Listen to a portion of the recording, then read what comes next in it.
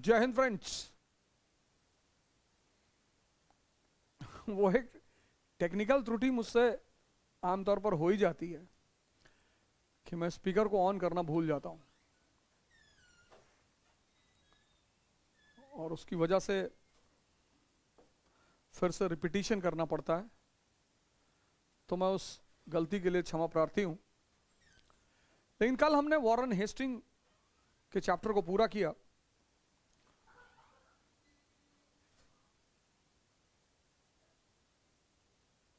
और मैंने कल आपको एक फॉर्मूला भी बताया था,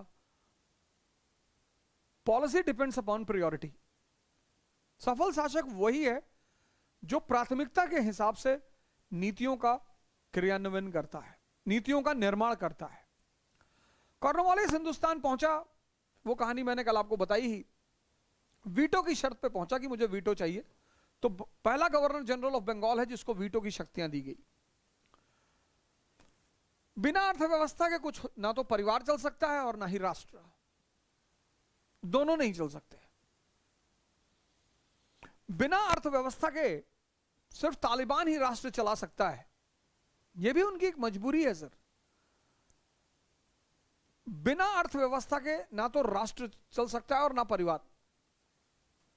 तो किसी भी शासक की जो पहली प्राथमिकता होती है वह है इकोनॉमी। तो कॉर्नवालिस की भी थी, तो उसने इकोनॉमिक रिफॉर्म, आर्थिक सुधार शुरू किया और पहला जबरदस्त काम किया परमानेंट सेटलमेंट ऑफ 1793। सबसे महत्वपूर्ण काम, पहला नहीं, सबसे महत्वपूर्ण काम परमानेंट सेटलमेंट 1793।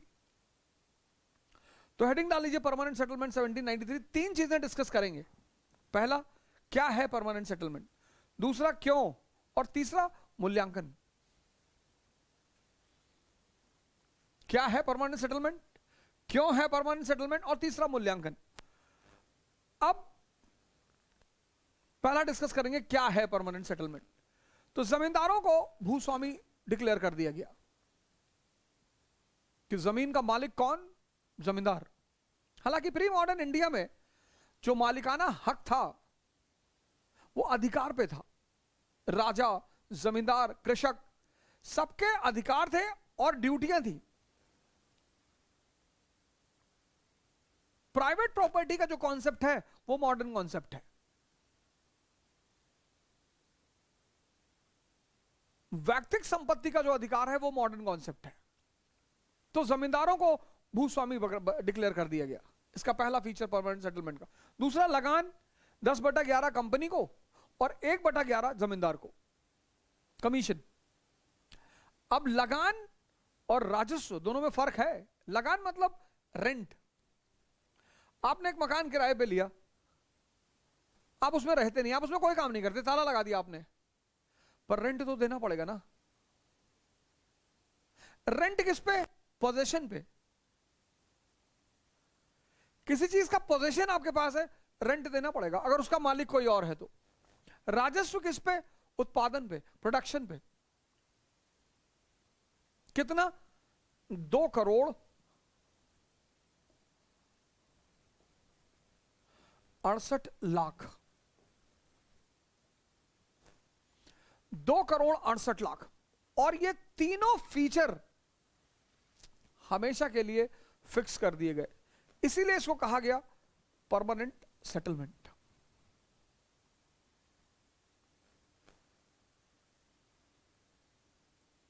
जमींदार भूस्वामी, लगान 10/11 कंपनी को, 1/11 जमींदार को, और राजस्व। यह बात याद रखिएगा, रेंट जो है वो पोजेशन पे है। रेंट पोजेशन पे है और राजस्व उत्पादन पे है। आपने मकान लिया किराए पे, आप ताला लगा के बैठे हुए, उसमें कुछ काम नहीं करते, पर लगान तो देना पड़ेगा, रेंट तो देना पड़ेगा। लेकिन आपने उसमें एक छोटी सी कॉटन फैक्ट्री लगा दी, अब उस पर राजस्व भी देना पड़ेगा। और ये तीन चीजें हमेशा के लिए फिक्स कर दी गई, इसीलिए इसको कहा गया परमानेंट सेटलमेंट। अब सवाल यह उठा कि क्यों, इसकी क्यों जरूरत पड़ी।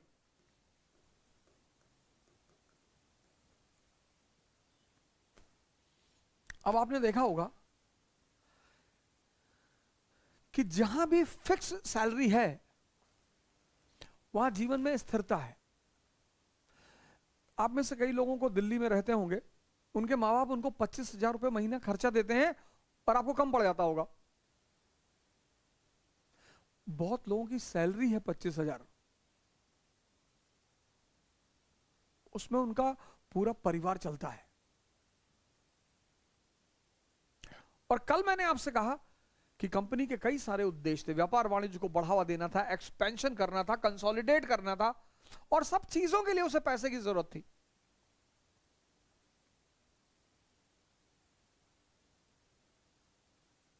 इन सब उद्देश्यों के लिए उसे पैसे की जरूरत थी, इसलिए पैसे की आय को स्थिर करना बहुत जरूरी था, जिससे यह सुनिश्चित किया जा सके कि कितनी रकम कहां पे खर्च की जाएगी। तो इसका पहला फायदा हुआ फाइनेंशियल स्टेबिलिटी। यह इसका पहला फायदा हुआ। अब कंपनी के बड़े सारे उद्देश्य, औद्योगिक क्रांति को प्रोत्साहन, विस्तार को प्रोत्साहन, बंगाल में कंसोलिडेशन, व्यापार वाणिज्य को बढ़ावा, तो कंपनी को एक वित्तीय स्थिरता मिल गई। उसको पता है 2,68,00,000 रुपया हर साल आएगा, तो 2,68,00,000 आ रहा है, 2,68,00,000, तो अब खर्चा इसी में से करना है। यह पहली अचीवमेंट थी, फाइनेंशियल स्टेबिलिटी। दूसरी, पॉलिटिकल स्टेबिलिटी।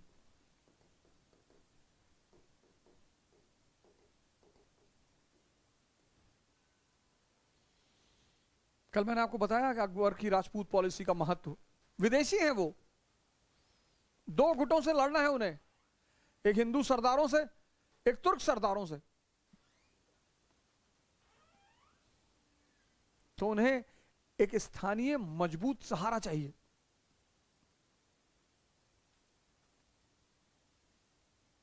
अब ये जो जमींदार परमानेंट सेटलमेंट में बने, इनका अस्तित्व का कारण कौन? East India company. ये जमींदार कंपनी के सबसे बड़े सहयोगी बने। बंगाल का एक ताकतवर तबका कंपनी का सहयोगी बन गया। Political stability. और तीसरा, एडमिनिस्ट्रेटिव स्टेबिलिटी।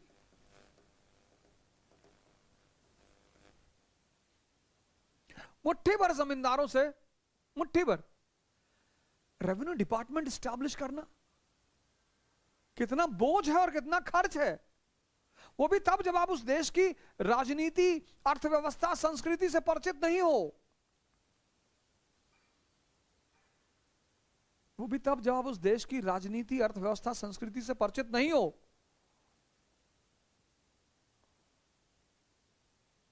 तो एक राजस्व विभाग की स्थापना एक बहुत बड़ी चुनौती थी। मुट्ठी भर जमींदार, मुट्ठी भर जमींदार राजस्व एकत्रित कर कर आपको देंगे, उनकी जिम्मेदारी। अब किसके पास पैसा है, किसके पास नहीं है, कौन मर रहा है, आपको मतलब ही नहीं। ये तीन तरह का अस्थायित्व कंपनी को मिला। और इनिशियल दौर में, आरंभिक दौर में, इनिशियल फेज में ये कंपनी के लिए बहुत प्रॉफिटेबल साबित हुआ, बहुत लाभकारी साबित हुआ, बहुत लाभकारी साबित हुआ। लेकिन समय के साथ साथ लेटर ऑन इसमें कुछ बड़ी कमियां भी रही।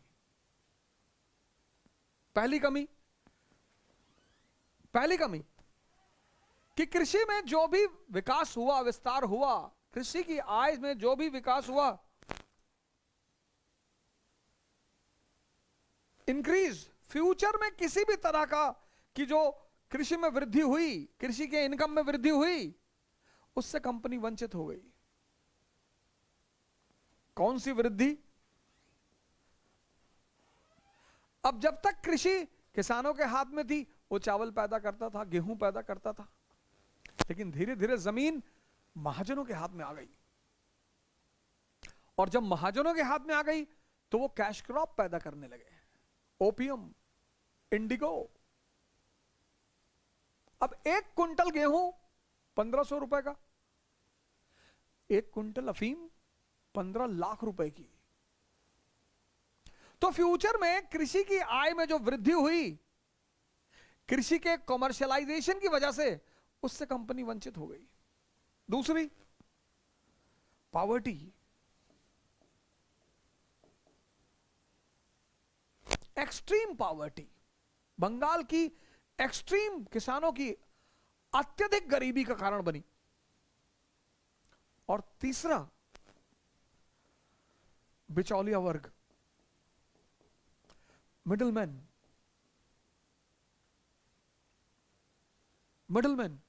जिन्होंने बंगाल के किसानों को अपंग कर दिया। यह था परमानेंट सेटलमेंट कॉर्नवालिस का। तो जो कृषि में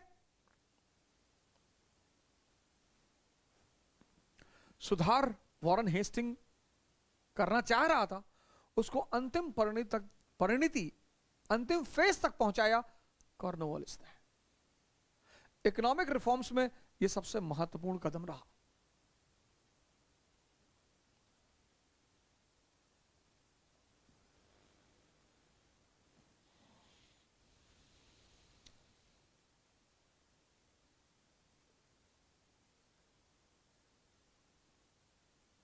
ट्रेड एंड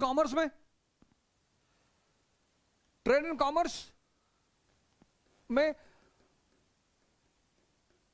उसने कॉन्ट्रैक्टर्स के रोल को खत्म कर दिया। ये माल को सस्ते दाम पे लेते थे और कंपनी के ऊंचे दाम पे बेचते थे, कंपनी को घाटा होता था। ठेकेदारी आज भी भारत की बर्बादी का सबसे बड़ा कारण है। ठेकेदारी आज भी भारत की बर्बादी का सबसे बड़ा कारण है। अगर एक शब्द में पूछा जाए कि भारत की बर्बादी का सबसे बड़ी वजह क्या है, वो है ठेकेदारी।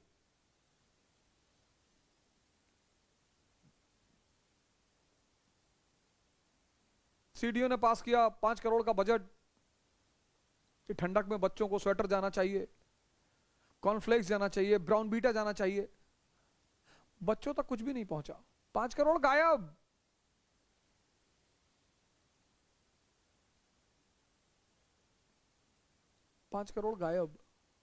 ठेकेदारी खत्म कर दिया। कमर्शियल एजेंट्स, इसकी जगह पे इसने बनाया commercial agents and residents. Commercial agents and residents, इससे व्यापार वाणिज्य को बढ़ावा मिला, अर्थव्यवस्था को व्यवस्थित किया। अब अर्थव्यवस्था के बाद दूसरा जो इसने कदम उठाया, सेकंड, कॉर्नवालिस कोड।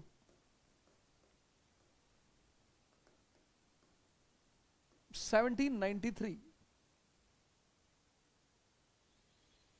पहले इकोनॉमी, फिर जुडिशरी।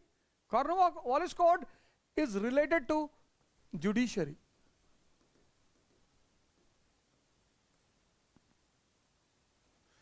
और कल मैंने आपसे कहा था कि किसी भी राज्य का संचालन जुडिशरी के बिना तो हो ही नहीं सकता। और वॉरेन हेस्टिंग ने एक रूडिमेंट्री व्यवस्था बना दी थी, दीवानी अदालत और फौजदारी अदालत। आदिम, इसने उसको सुव्यवस्थित किया। कैसे? पहला कदम, हायरार्की। दीवानी कोर्ट्स में hierarchy,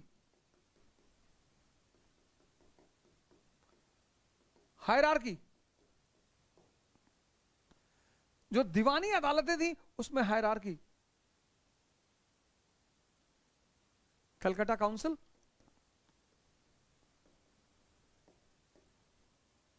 supreme court, provincial courts,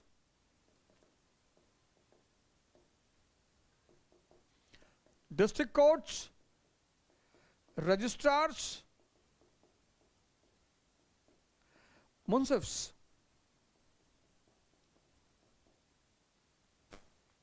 hierarchy, पदानुक्रम। मुंसिफ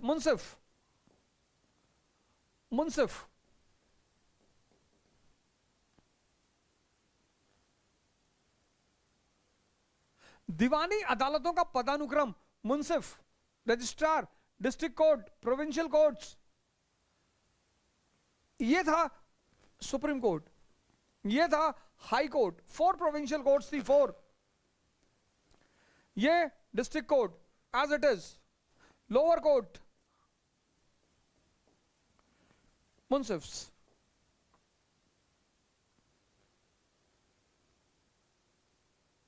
पहला काम,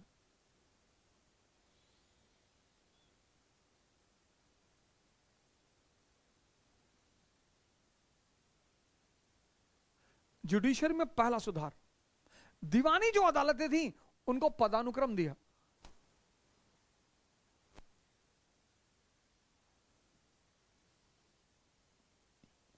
तो मुंसिफ कोर्ट 50 रुपए तक का जितना मामला है यह मुंसिफ कोर्ट देखेंगे।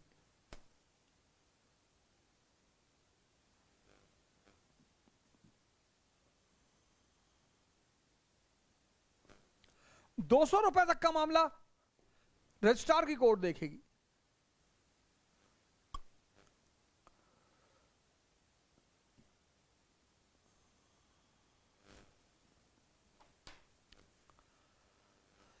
इन दोनों की अपील डिस्ट्रिक्ट कोर्ट में होगी।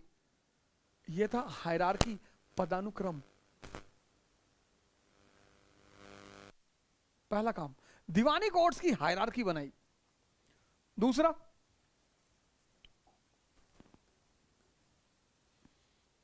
फौजदारी अदालतों को खत्म कर दिया, उसकी जगह पर डिस्ट्रिक्ट मजिस्ट्रेट्स।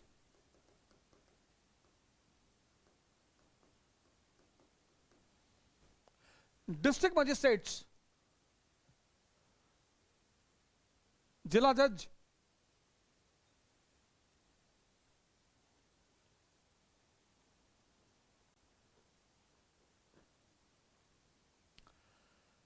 डिस्ट्रिक्ट मजिस्ट्रेट्स ये फौजदारी मामलों को देखते थे।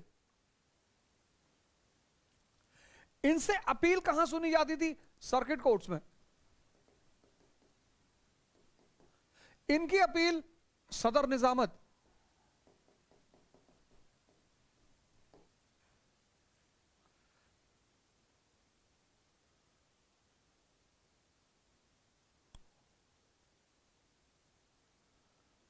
फौजदारी अदालत।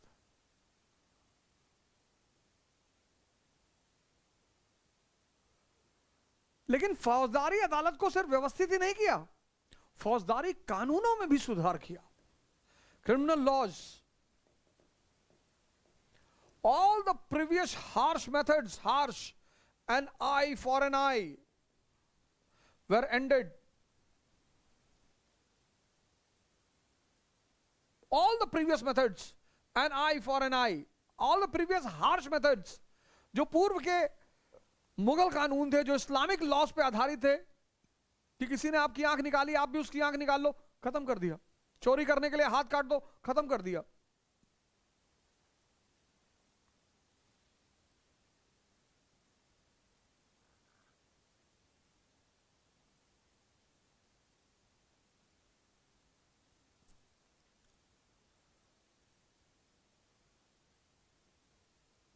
धर्म और जाति की जो विशेष सुविधा थी, विशेष छूट, विशेष रिलैक्सेशन, खत्म कर दिया। और भारत में विधि की सार्वभौमिकता, सोवर्निटी ऑफ लॉ की नींव रखी।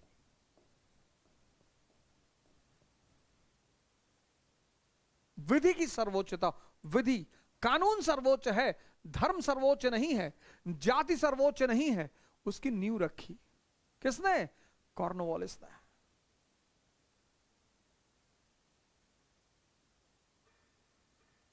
तो अर्थव्यवस्था में सुधार किया, न्यायालय में सुधार किया, फिर एडमिनिस्ट्रेटिव रिफॉर्म्स, एडमिनिस्ट्रेटिव रिफॉर्म्स।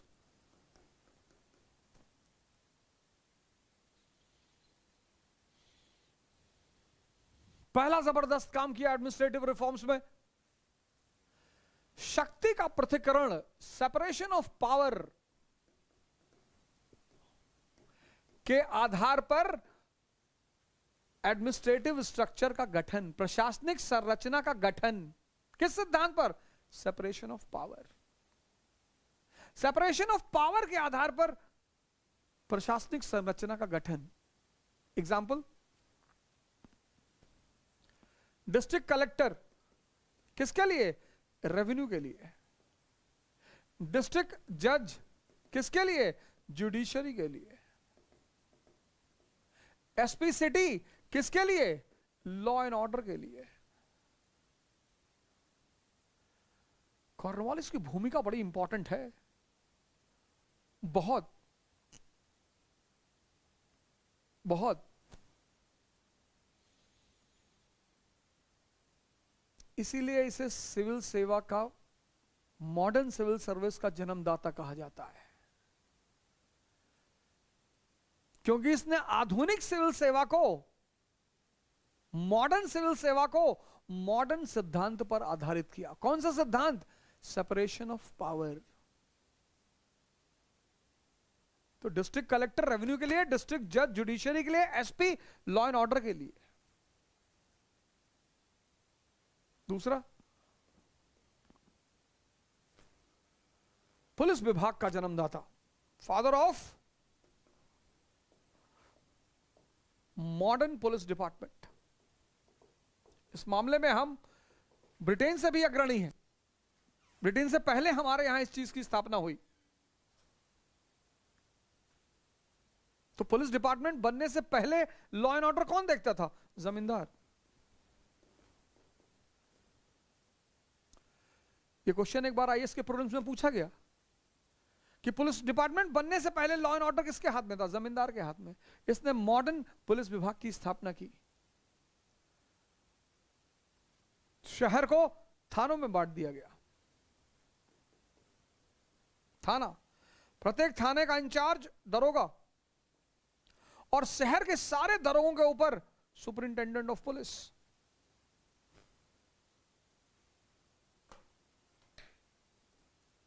और इतना शक्तिशाली पद है दरोगा, शक्तिशाली, उच्च नहीं है, शक्तिशाली।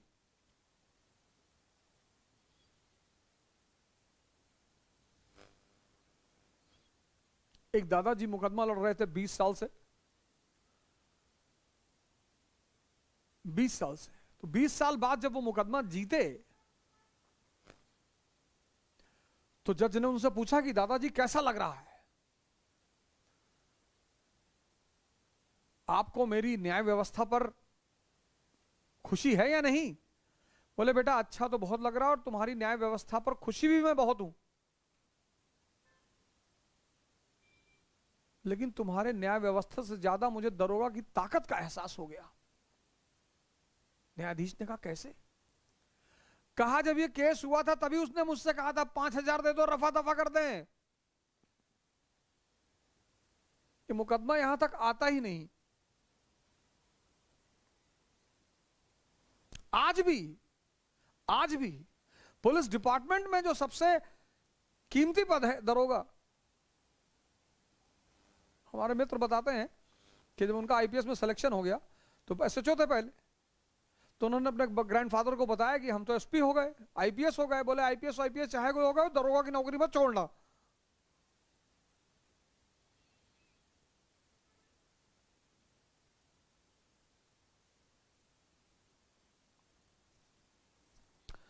बोले हो तुम चाहे जो गए हो, लेकिन दरोगा की नौकरी मत छोड़ना।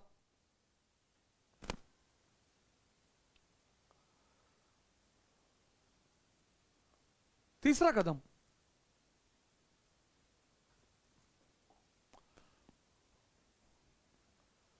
ब्राइव, करप्शन और प्राइवेट ट्रेड पर प्रहार।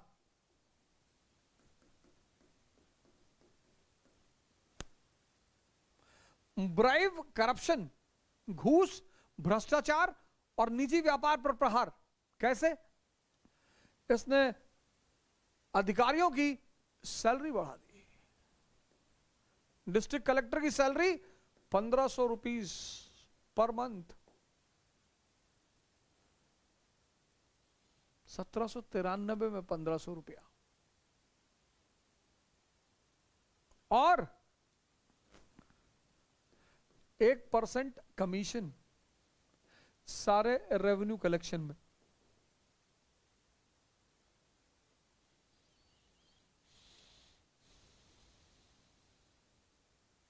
एक्चुअली इस दुनिया में सबको मजा चाहिए, सबको, सब मजे के पीछे परेशान है सब। लेकिन मजे का एक सिद्धांत है। हमारे एक मित्र हैं एमवे में, तो हमको बड़ा पुल करते थे वो, आज से 10 साल पहले की बात है, 10-12 साल पहले की। तो बड़ा वो हमको परेशान करते थे कि यार अवध एमवे ज्वाइन कर लो यार, तुम बहुत काबिल आदमी हो। हमने कहा यार ये बात हमको नहीं पता कि हम काबिल हैं, तुमको कैसे पता? क्या नहीं, तुम बहुत काबिल आदमी हो और ये है। हमने काबिल भले ना हो, बेईमान भले हैं तुम, लगता है मेरी बेईमानी से बड़े प्रभावित हो। कहे नहीं नहीं, हमने कहा नहीं, सीधे कह नहीं पा रहे हो तो इसलिए काबिल काबिल कह रहे हो, लेकिन बताओ दिक्कत क्या है? कहे यार एमवे का एक सेमिनार ज्वाइन करो। हमने कर लेंगे यार, सेमिनार कर लेंगे। सेमिनार में क्या, कहीं 30 रुपए का टिकट लेना पड़ेगा, हमका टिकट तो हम ना लेंगे। कहीं अच्छा उधार समझ के हमको 30 रुपए दे दो। काफी अच्छी मित्रता है, आज भी है। तो मैंने कहा चलो यार, अच्छा चलो तुम्हारे सेमिनार करते हैं। इलाहाबाद में जो वो है मुस्लिम बोर्डिंग, मुस्लिम हॉस्टल जो है, उसी बगल में कोई हॉल वगैरह है, वहीं पे उस कार्यक्रम का आयोजन हुआ था। तो गए तो वो एक ओरेटर साहब आए थे, वो शुरू हुए एकदम बिग बैंग करते हुए आए बोर्ड पे, हेलो एवरीवन, गुड इवनिंग। आवाज नहीं आई, क्या हम हिंदुस्तानी नहीं है? क्या हम जोश वाले लोग नहीं है? अरे मैंने कहा भैया ड्रामा बंद कर, जोश बहुत है, कहा दे काम की बात कर, काम की। तो उन्होंने एक बोर्ड था, ऐसे ही बोर्ड था, तो उसमें बोर्ड पे दिखा काफी पैसा बिखरा हुआ है। नहीं, पहले उन्होंने एक बहुत खूबसूरत सा मकान दिखाया, बोले किसको चाहिए? सब काफी लोगों ने हाथ उठाया, हमको चाहिए, हमको चाहिए। हमारे मित्र ने हमारी तरफ देखा, बोले तुमको नहीं चाहिए? हमने कहा छोड़ो यार, मकान ईटा गारा कौन लेके ढोएगा यार, छोड़ो, हमको नहीं चाहिए। फिर दूसरा स्लाइड उन्होंने दिखाई, बड़ा पैसा बिखरा हुआ था, बोले ये किसको चाहिए? ला रहे सबने हाथ उठा दिया, हमको चाहिए। फिर भी मैंने नहीं उठाया कि जाने दो यार। कहा यार वो तुमको पैसा भी नहीं चाहिए? हमने कहा पैसा किसी के देने से नहीं आता, नहीं तो सब मुकेश अंबानी बन जाए। Earning is an art. फिर उन्होंने खूबसूरत सी फिर बंगला दिखाया, विला दिखाया, विला के साथ स्त्री दिखाई, बोले ये किसको चाहिए? मैंने हाथ उठा दिया, बोले भैया। ओ उन्होंने कहा यार हाथ नीचे करो यार, बदतमीजी हो तो हमेशा बदतमीजी करते रहते हो। मैंने कहा भैया बदतमीजी नहीं कर रहा हूं, अब वो दिखा रहे हैं तो। फिर वो लगे बताने कि आप ऐसे करोगे, रिक्रूटिंग करोगे। चलिए अच्छा बिजनेस है, मैं उसको बुरा नहीं कहता, हर चीज अच्छी है, मैं उसको बुरा नहीं कह रहा हूं, बिल्कुल नहीं। हर आदमी को अपने ढंग से जीवन यापन करने का एक वो है, अधिकार है, अच्छा है। चेन बनाना, मार्केटिंग करना, वो अच्छी चीज है, उसको मैं बिल्कुल बुरा नहीं मानता। लेकिन अगर मेरा इंटरेस्ट नहीं है तो मैं क्यों जाऊंगा?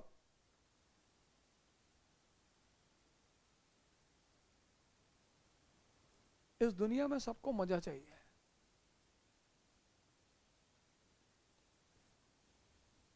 लेकिन मजा जो है वो बाई प्रोडक्ट है।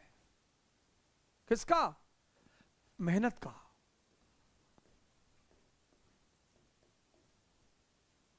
मजा जो है, मजा,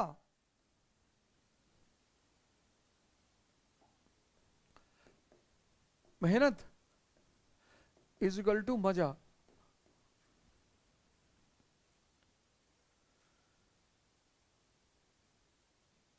और बेहोशी वाली मेहनत नहीं, मजदूरों वाली, जागृत होश में की गई मेहनत। और तुम मेहनत नहीं करोगे, नेचर करा लेगा, उसकी तुम चिंता छोड़ दो। तुम्हें चिंता ही छोड़ दो, कुछ चीजों की चिंता छोड़ दो कि मैं जीवन में संघर्ष नहीं करना चाहता। तुम्हारे चाहने से क्या होता है? चाहने से तो अपनी सांस तो तुम रोक ही नहीं सकते। कायदे से खाने के बाद प्रेशर बन जाए तो तुम रोक ही नहीं सकते। अपनी शरीर पर तुम्हारा अपना नियंत्रण ही नहीं है।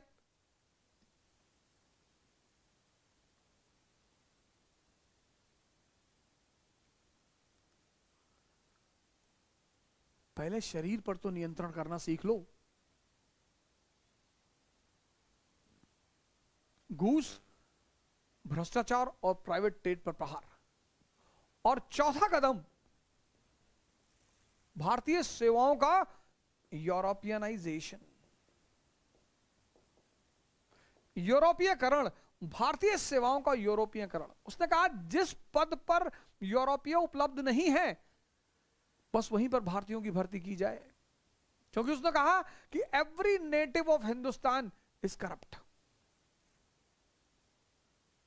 अरे भैया, अगर every native of Hindustan is corrupt तो तुम अंग्रेजों के अंदर करप्शन क्यों दूर कर रहे हो? Corruption is a feature of human being.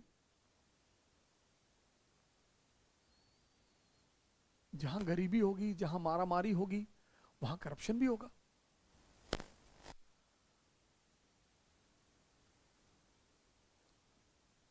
तो कॉर्नवालिस ने पहला काम क्या किया? इकोनॉमिक रिफॉर्म्स में सबसे बड़ा काम क्या किया? Permanent settlement. दूसरा, जुडिशियल रिफॉर्म्स, सिविल कोर्ट की हायरार्की स्टैब्लिश की, फौजदारी कोर्ट को स्टैब्लिश किया, फौजदारी कानून में सुधार किया, फिर एडमिनिस्ट्रेटिव रिफॉर्म्स।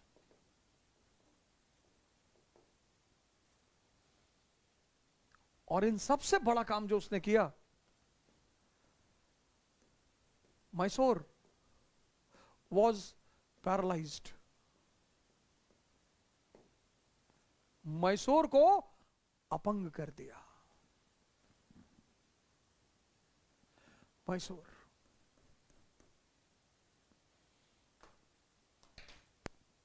चार काम। पहला, इकोनॉमिक रिफॉर्म्स, आर्थिक सुधार में सबसे बड़ा काम क्या किया? स्थायी बंदोबस्त। जुडिशियल, सिविल कोर्ट को हायरार्की दी, फौजदारी कोर्ट को स्टैब्लिश किया, फौजदारी कानून में सुधार किया, एडमिनिस्ट्रेटिव रिफॉर्म्स, सिविल सेवा को या कौन सा सिद्धांत? Separation of power. Modern police department का जन्मदाता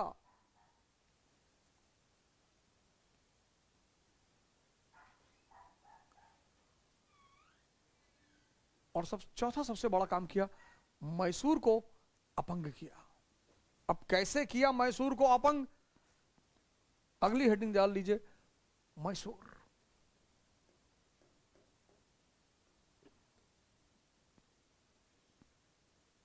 तो कर्नाटक मैंने आपको पढ़ाया, बंगाल मैंने आपको पढ़ाया, और अब मैसूर।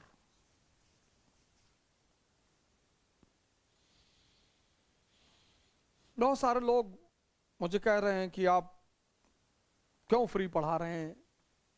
कहां फ्री पढ़ा रहे हैं? किसको लग रहा है फ्री पढ़ा रहे हैं?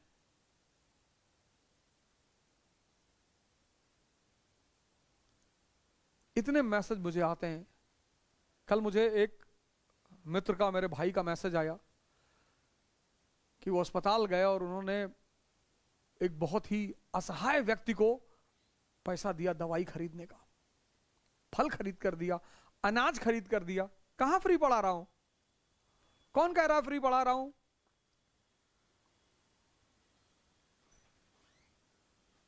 कल मैसेज किया उन्होंने, कहा आपने मना किया था इसलिए मैंने फेसबुक पर फोटो नहीं डाली। मैंने कहा बहुत अच्छा किया। दान के बारे में किसी को पता नहीं चलना चाहिए। तो जो रसीद उन्होंने सामान खरीदवाया था उसको एज अ एविडेंस मुझे भेजा कि सर ये देखिए, ये मैंने दवा खरीदवा के दी, ये मैंने फल ले आके दिया है, और ये अनाज खरीदवा के दिया है। अब सर किसी का घर ले लोगे?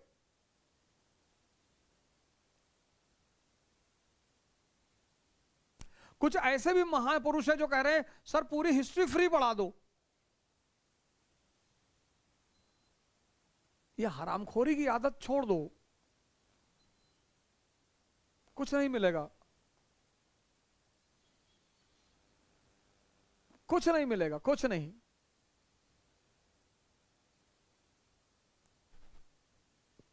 हालांकि मैं किसी को कुछ मना नहीं करता, आप करो जो आपको करना है। बहुत लोगों ने हमसे कहा कि आप पूरा हिस्ट्री पढ़ा रहे हैं ऑनलाइन, ये पढ़ा रहे हैं, वो पढ़ा रहे हैं, सब कॉपी हो जाएगा, सब बाजार में सस्ते में बेच देंगे, आपकी मार्केट वैल्यू खत्म हो जाएगी। अरे तो मेरी मार्केट वैल्यू थी ही कब?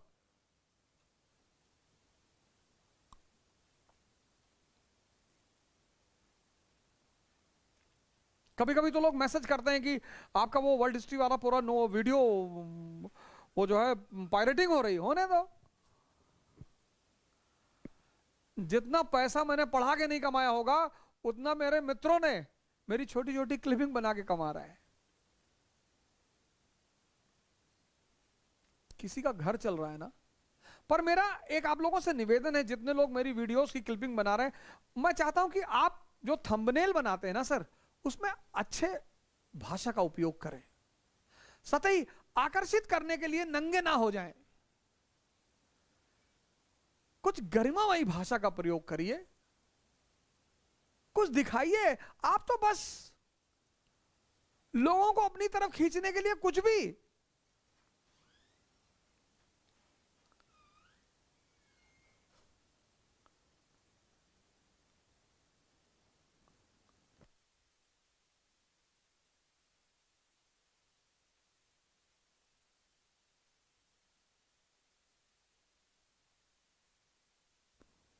कुछ भी। मैं नहीं चाहता मैं किसी का चैनल बंद कराऊं। मुझसे बहुत लोगों ने, हमारा जो ये टीम है जो पूरी मैनेज करती है, कहती सर सबका चैनल बंद करा। तुमने कहा नहीं यार, तुम्हें अगर मेरी वजह से 10 रुपए का फायदा हो रहा है, खाओ यार, हमें क्या लेना देना है। पर यार अपनी गरिमा को तो मत खो। कुछ भी, कुछ भी लिख दोगे।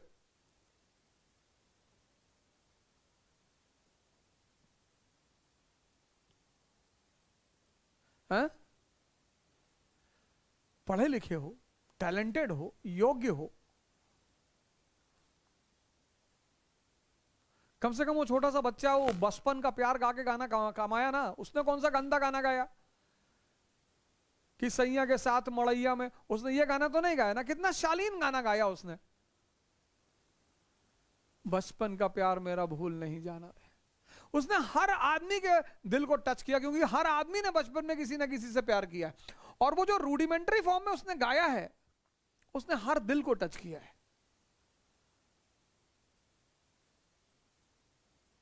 तो मैं आप लोगों से हाथ जोड़कर निवेदन कर रहा हूं कि आप चैनल बनाइए, आप वीडियो डालिए, आप कमाइए, लेकिन गरिमा का ध्यान रखिए।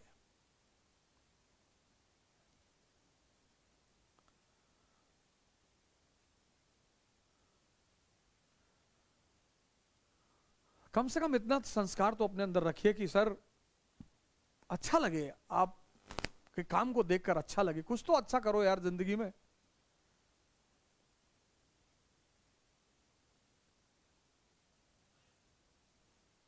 मैसूर, एक पिता पुत्र की कहानी। मैसूर, हैदर अली और टीपू सुल्तान। अब मैसूर जो है वो केव ऑफ अली बाबा है।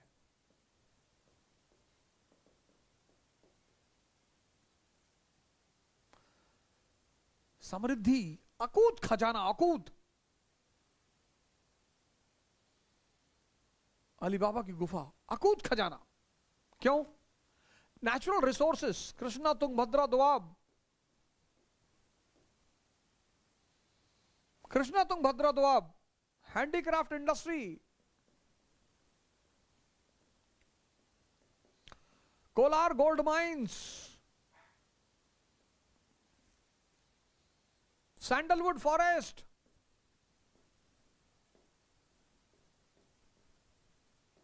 cardamom hills,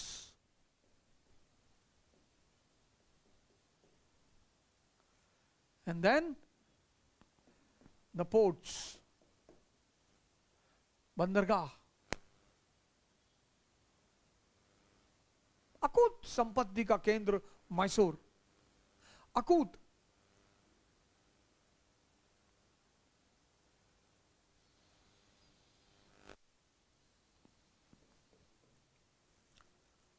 और एक सिद्धांत मैं आपको बता ही चुका हूं कि prosperity cannot survive with weakness. समृद्धि कमजोरी के साथ नहीं रह सकती। ये फॉर्मूला है सर। जब जब ये देश कमजोर हुआ, विदेशियों ने लूटा, मौर्य साम्राज्य का पतन हुआ, शाक कुषाण आए, गुप्त साम्राज्य का पतन हुआ, हूण आए, भारत सामंतवाद का शिकार हुआ, तुर्क आए, तुर्क खत्म हुए, मंगोल आए, मुगल आए। समृद्धि कमजोरी के साथ नहीं रह सकती।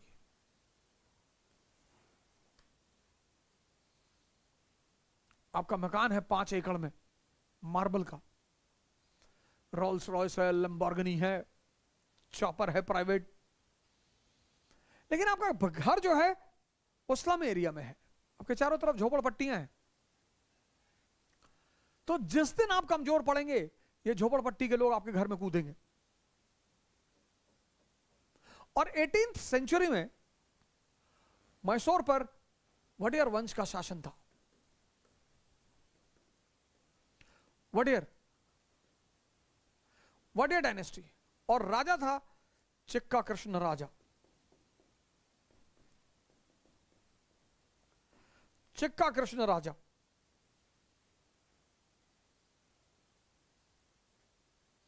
इनको डांस करने का बड़ा शौक था। 13-13, 14-14 घंटे ये डांस की प्रैक्टिस ही करते थे। राजा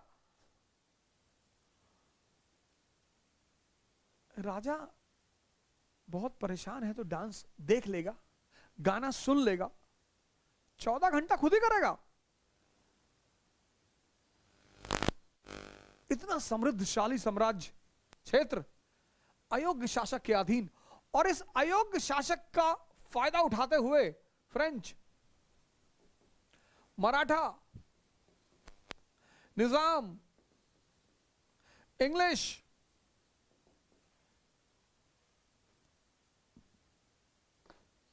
ये सब मैसूर की टेरिटरी पर हमला करते थे, लूटते थे, चले आते थे। क्योंकि समृद्धि कमजोरी के साथ नहीं रह सकती।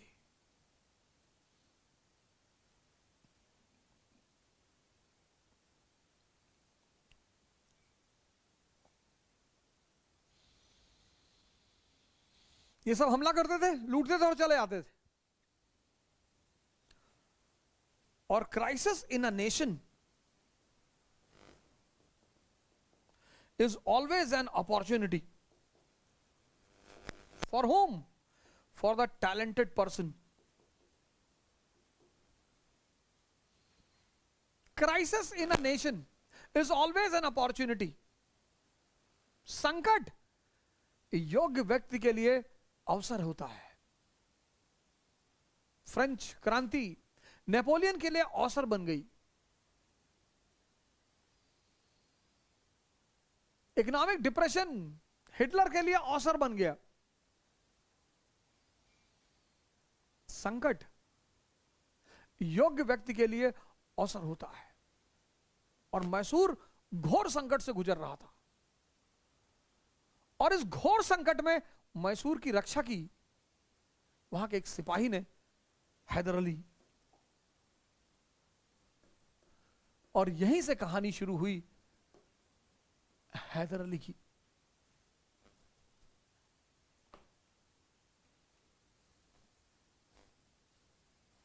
चलिए आज इतना पूरा करिए, फिर सुनाता हूं हैदर अली और टीपू सुल्तान की कहानी। जय हिंद।